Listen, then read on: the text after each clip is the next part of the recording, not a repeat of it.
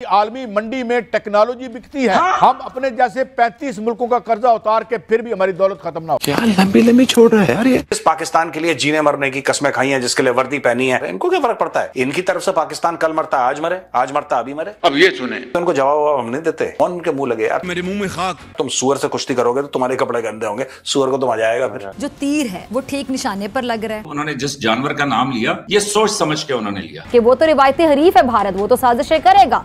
बोलने दे, तकलीफ हुआ है बेचारे को। बोल।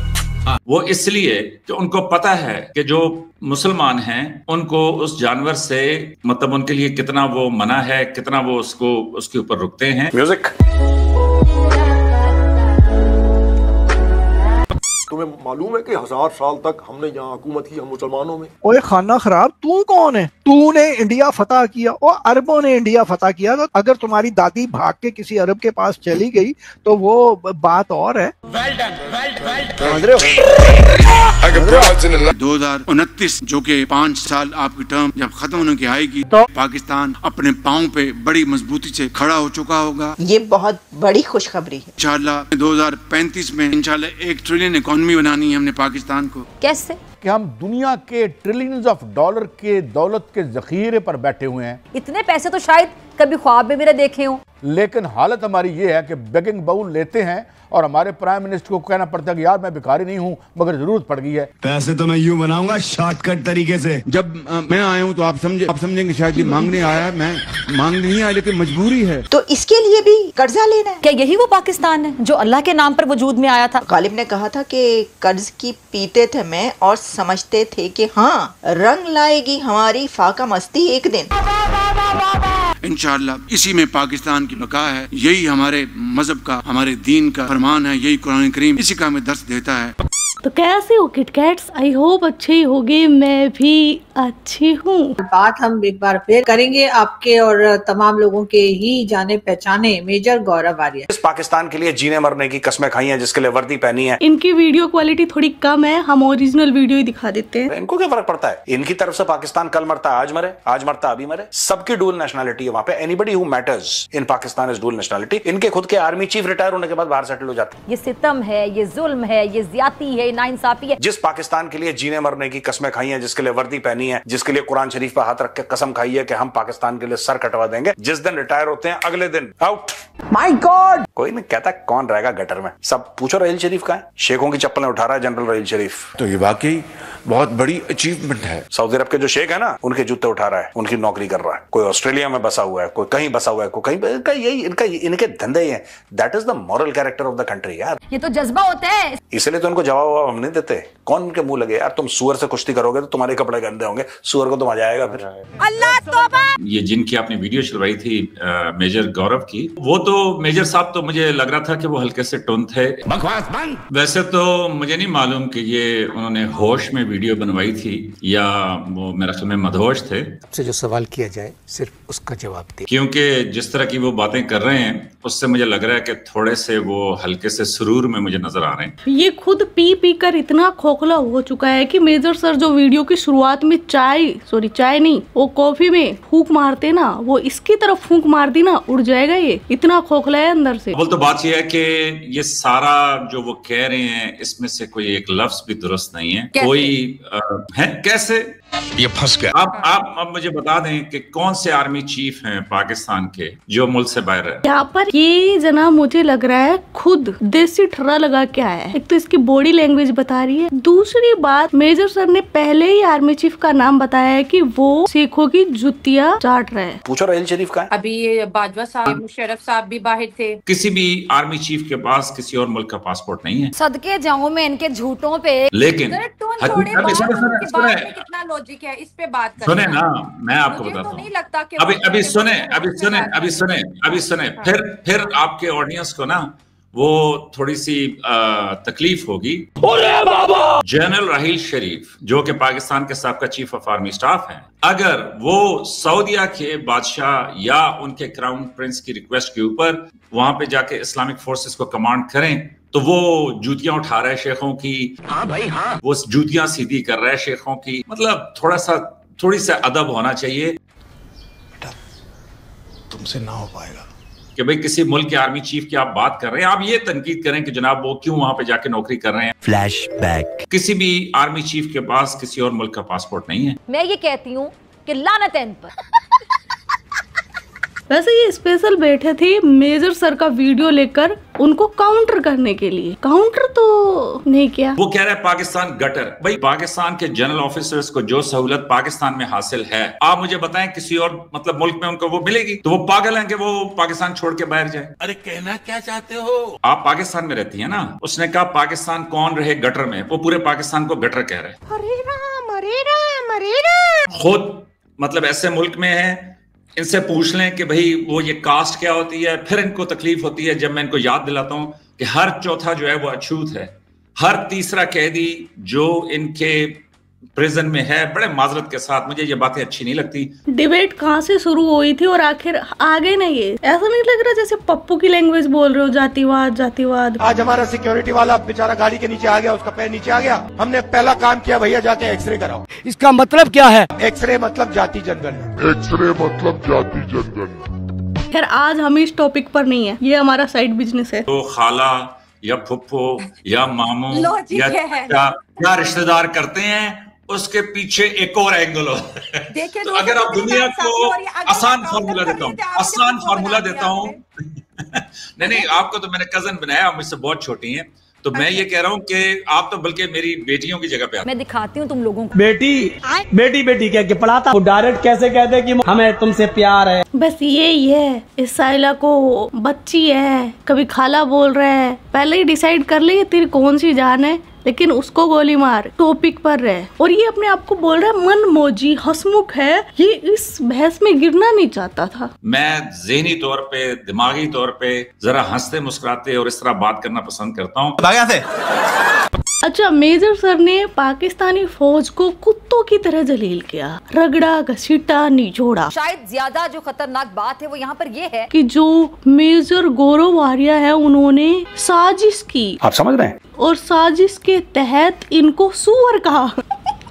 मतलब यार कितने जलील लोग हैं। आखिरी जो उन्होंने लफ्ज इस्तेमाल किए, शुरू में उन्होंने कुरान पाक का जिक्र किया, हाय और आखिर में जो उन्होंने जिस जानवर का नाम लिया, ये सोच समझ के उन्होंने लिया। वो इसलिए कि उनको पता है कि जो मुसलमान हैं उनको उस जानवर से मतलब उनके लिए कितना वो मना है, कितना वो उसके ऊपर रुकते हैं। तो ये बड़े सोच समझ के, आप समझती हैं कैसी बेख्याली में ये अल्फाज अदा हो गए, लेकिन ये बाकायदा पूरी महारत से, पूरे प्रोपेगेंडे के तहत, पूरे एजेंडे के तहत ये अदा किए जाते हैं। इस पर मैं क्या कहूँ? एज ए पाकिस्तानी मैं आपको बिल्कुल क्लियर बता रहा हूँ कि कोई Pakistani chief of army staff जो है वो मुल्क से बाहर नहीं रहता। कोई शर्म होती है, कोई हया होती है यार। अभी लगे हाथ एक इस बुड्ढे को और देख लो। मैं डायरेक्ट गौरव आर्य से बात करना चाहता हूँ। क्यों? हाय गौरव आर्य, तुम्हें मालूम है कि 1000 साल तक हमने यहाँ हुकूमत की, हम मुसलमानों में। जज्बा तो ऐसे दिखा रहा था जैसे आज 2-2 हाथ कर ही लेगा, लेकिन इसकी अचीवमेंट देखो। हमारे मुसलमानों ने तुम्हें तहजीब सिखाई, तुम्हें खाना पीना ओढ़ना सिखाया,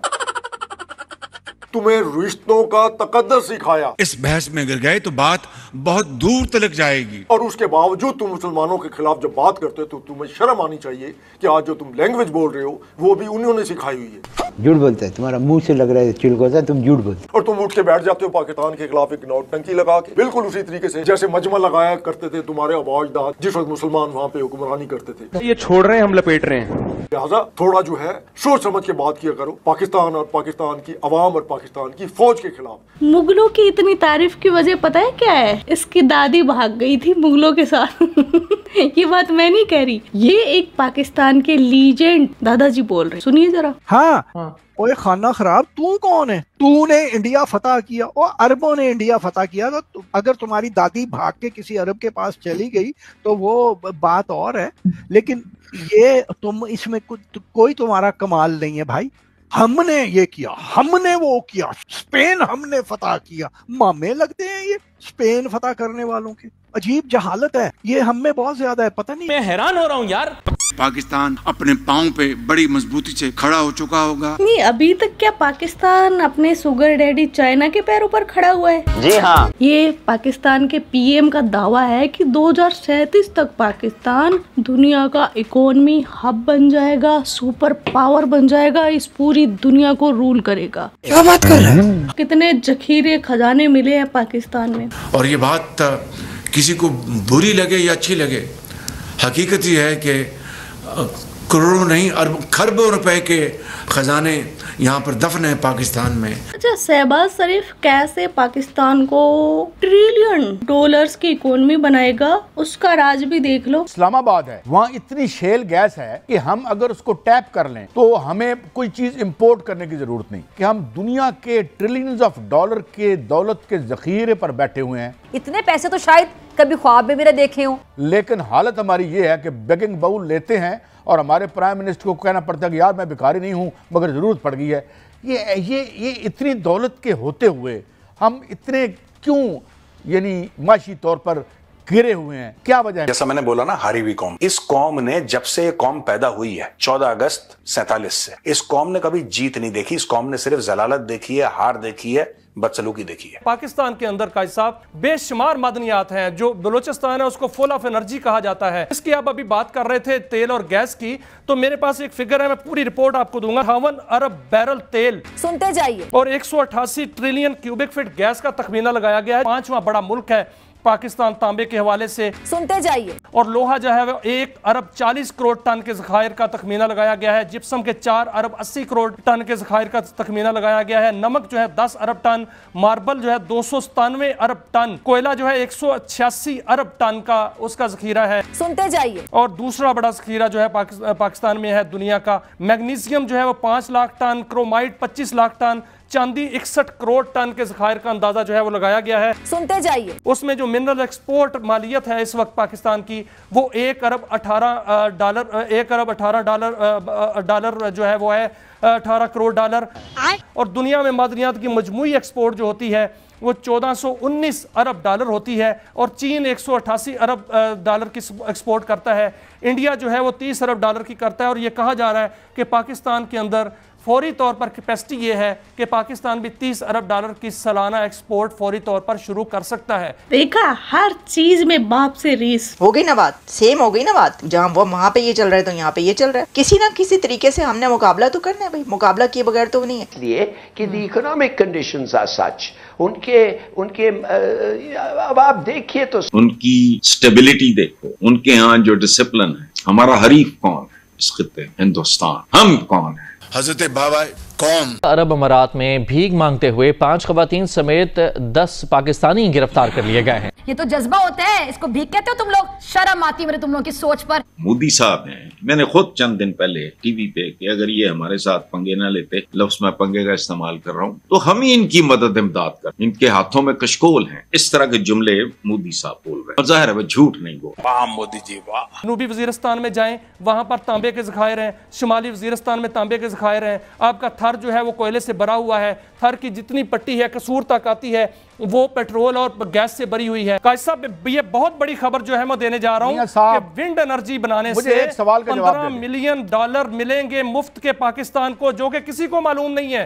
पिछले 2012 से मैं इस टीवी पे बैठ के स्टोरी कर रहा हूँ। ये बातें बताई नहीं जाती, नजर लग जाती है। ये है, सब कुछ है यहाँ, इतनी दौलत। और डॉक्टर इकरामुल हक ने कहा है कि हमें किसी ठेकेदार को बुलाने की जरूरत नहीं है। आज की आलमी मंडी में टेक्नोलॉजी बिकती है। हम अपने जैसे 35 मुल्कों का कर्जा उतार के फिर भी हमारी दौलत खत्म ना हो। तुम 35 मुल्कों का नहीं, तुम सिर्फ अपने मुल्क का 35 सालों का कर्ज उतार लोगे ना, वही बहुत बड़ी बात होगी। 35 मुल्कों का कर्ज पल्ले ने धेला कर दी मेला मेला। बातें करोड़ों की और दुकान पकौड़ों की भी नहीं। मैं क्या कहूँ, मगर सवाल ये है मियाँ साहब, ये नीम हकीम और खतरा जान जो ऊपर हमारे मुसल्लत है, इसकी वजह से मुझे डर लगता है। स्टोरी आपकी ठीक है भाई साहब, अब होने जा रहा है, अब सरमायाकारी तो आने जा रही है, और जो सऊदी वली अहद है मोहम्मद बिन सलमान, वो बड़ी सरमायाकारी पाकिस्तान में करने जा रहे हैं, लेकिन ऐसा हुआ नहीं। और इस हवाले से पाकिस्तान के अंदर छुपी हुई बहुत बड़ी दौलत मौजूद है। इस वक्त जितने सरकारी अस्पताल हैं वो बिकने के लिए मार्केट में आ चुके हैं लाहौर के। तरक्की तो हो रही है ना। हमें ये करना है कि जब मैं आया हूँ तो आप समझेंगे शायद ये मांगने आया है, मैं मांगने नहीं आया, लेकिन मजबूरी है। बेशक खाली, लेकिन ये दोनों की बातें सुनकर बड़ा मजा आया। तो किटकैट्स, ये था आज का वीडियो। आपके क्या विचार है इस वीडियो के बारे में कमेंट सेक्शन में बता देना। आप अपना ख्याल रखना। Love you my KitKats. Yo Kittu भाई, यो किट्टू भाई। और सुन, आप लोगों की थोड़ी सी शिकायत है कि मेरे वीडियो काफी दिनों बाद आ रहे हैं, तो अभी मैं थोड़ा विटामिन B12 की कमी से जूझ रहा हूँ। इसकी वजह से मुझे काफी सारी थकान हो रही है, तो मैं टाइम से वीडियो नहीं बना पा रही। बस सुनाएगा क्या?